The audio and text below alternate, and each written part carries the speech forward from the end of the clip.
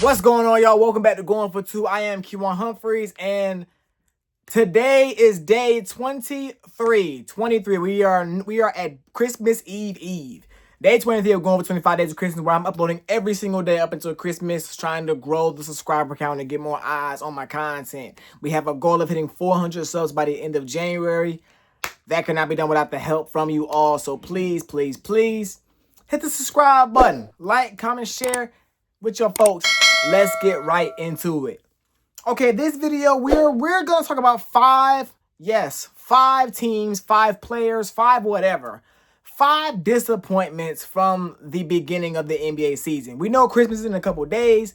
And with the NBA kind of lifespan of a season, once you hit Christmas, you kind of got like a little down period leading into the All-Star break. And after the All-Star break, it's a full sprint for the playoffs. So up until Christmas, I want to say for the most part, you're kind of seeing what players are going to look like and what teams are going to look like for a majority of the season.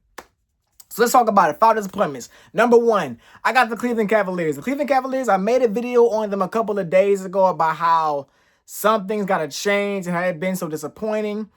They have to be included in this video because the expectations for the Cavaliers, everybody's thoughts on the Cavaliers heading into the season was that they were going to be back in the hunt for winning the Eastern Conference, especially with the injury to Jason Tatum and with the injury to Tyrese Halliburton. The East was wide open, and with the Cavs bringing back their entire core from last season, and their entire core from a season where they won 64 games, they were bred to be legit this season. And so far, they've struggled to stay above 500. They're currently 16-14 right now.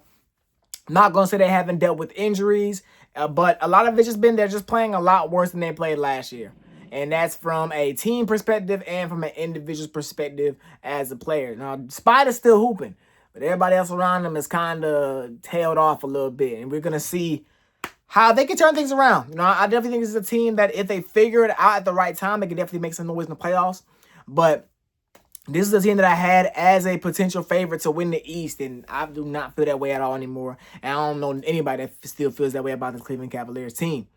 Like I said in the video, we may see some moves happen soon. We'll see how things look over the course of the next couple of months, last couple of weeks, if they decide to blow things up and make a change to their roster.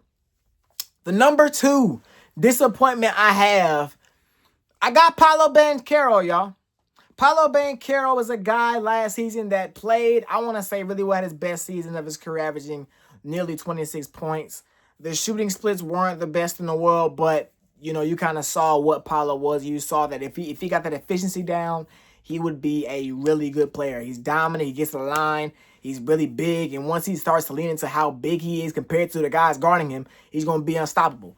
But this season, y'all, he's not been good. Averaging 20.9 points. That is the lowest point total per game that he's averaged since his rookie season. And he's shooting very bad from the floor, shooting 43% from the field and 23% from three-point range. And I think the thing with Paolo Banchero is why he's a disappointment to me is like not just how bad he's playing, but the Orlando Magic are another one of those teams that coming into the season, they had a shot at winning the East. You look at the Magic. The Magic had a top 5 defense last season, but they were one of the worst offensive, if not the worst offensive team in the NBA because they had no shooting. So they go out and trade for Desmond Bane. And bringing Desmond Bane, not having to lose any real core pieces for Desmond Bane either, made you think, okay, the Magic are maybe the 3rd or 4th best team in the Eastern Conference right now. And they've played a lot better. That's why the Magic as a team cannot be a disappointment. Just Paolo, because the Magic are currently, I want to say 17-12. They're one of the top teams in the conference right now, and they're looking like they're getting better every single game. But I don't think they're going to get where they want to get to if I want to say their best players still playing at this level. You know what I'm saying? I think Paolo is a guy, he's a number 1 pick from a couple years ago. I think he's a guy that could literally be a guy that averages nearly 30 points because of the way he gets to the foul line. But I think he settles too much for those jumpers. His shot diet is the problem for him right now. And if he can correct that and bring that efficiency back up by going to the basket at 6'10", 250, then this team and he will definitely be a bigger problem for sure.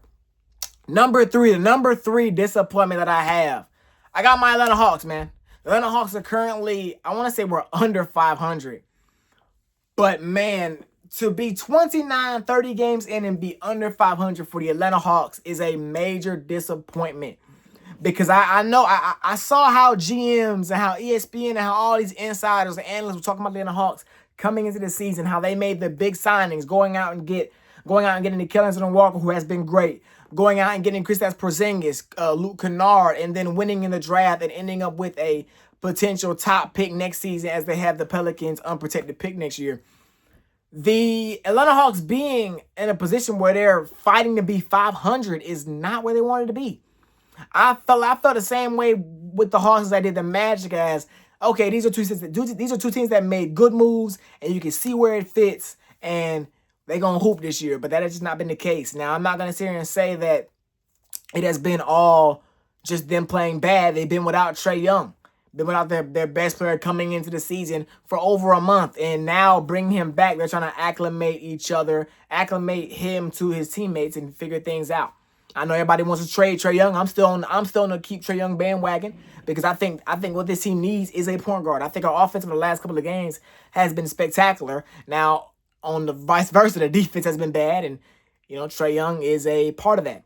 But I think the Hawks, honestly, Sally, the GM, has got to make a move to kind of minimize that deficit that Trae Young has on defense, so he can be such a great addition to our offense. And then maybe just going out and get a rim protector. Kristaps Porzingis was supposed to be a semi-good rim protector, but first of all, he hasn't played, and he's horrible on defense. So maybe going out and getting a guy that can just sit in the paint and block shots and protect the basket will make our defense that much better. But we will see what happens. I think the Hawks are one of the biggest disappointments so far, and it just sucks. The thing that's holding me on right now as a Hawks fan is the fact that we had the Pelicans pick, but the Pelicans are winning too many games, so that pick may not be as high as I wanted it to be. But Hawks disappointment number 3. Number 4, I got the Golden State Warriors. The Golden State Warriors are 15-15, number 8 in the conference. And 30 games in, similar to the other teams I talked about, 30 games in, this is just not what you would expect to see. The Warriors, a team that made the trade for Jimmy Butler last year and almost basically didn't lose at all when you had him, Steph, and Dre on the court together. But they lost in the second round of playoffs. Looked like they were going to run through the Timberwolves. I don't know what would have happened, but Steph Curry, I'm sorry, I said Trae Young. Steph Curry goes down with a hamstring injury, misses the rest of the series, season's over. Boom. You come into this season after having a full training camp with Jimmy Butler and the other guys that you brought in, like Horford, who's, wasn't not that good, but, he's depth. He was supposed to be depth. Kuminga coming back. Bet. Let's run it. But what it's looking like Steph Curry's having to put the backpack on night in and night out. Draymond Green this year has been really bad. I think the stat is that Draymond Green has more turnovers than he has field goals made this season. And that is insane. But Jimmy Butler as well. They're paying this guy $54 million, and he's only averaging scraping 20 points a game. You know what I'm saying? The thing about Jimmy is that I believed that when the trade went down, I said, okay, when you got Steph and Jimmy, two guys that are really good, and you put them together, it was going to be a problem. And right now, Jimmy's just kind of coasting. And we've seen Jimmy do this over the past couple of years with the Heat. He kind of coasts and then picks things up in the playoffs. But with the Warriors in the West, you can't coast, man, because I think the last place you want to be in the Western Conference is in that play-in game where any given night you could come out and lose to one of those teams. But we'll see what happens. I'm looking forward to see if the Warriors can turn things around and figure things out. The final disappointment I want to talk about in this video is Ja Morant. Now, Ja Morant over the last couple of years has dealt with different things. He dealt with suspensions, injuries, a coaching change, all kinds of stuff, y'all. But Ja Morant this season, y'all, it legit looks like he is a shell of his former self. And the thing about Ja is what made him so dominant in the past. What made him so dominant the first year they made the playoffs? I want to say it was the second or third year. Is that his hyper efficiency at the basket. And he was super athletic. He's still super athletic, but his quick first step, you could not stay in front of him. And when he got to the basket, it was a bucket. But now he's really just missing the shots. He's missing those same shots that he was getting over the last couple of years. They're just not falling now. Different floaters, different stuff like that are not falling. He hasn't developed a three-point shot enough for it to be a legit threat out there, you know. And right now, I want to say he's still trying to get out of Memphis. And I think the story with Ja Morant and Memphis could be ending very soon. We'll see what happens with that situation.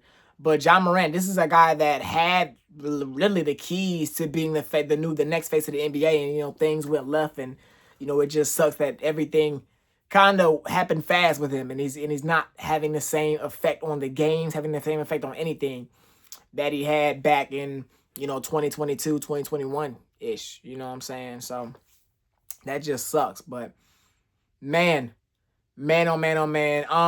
That's all I got for y'all, man. If y'all got any more disappointments, tomorrow we're gonna bring it up. We're gonna talk about 5 pleasant surprises for the NBA season so far this season. But put in the comment section your thoughts on the players, the teams that I named. Do you disagree? Do you agree? Let me know. Who was a disappointment in your eyes?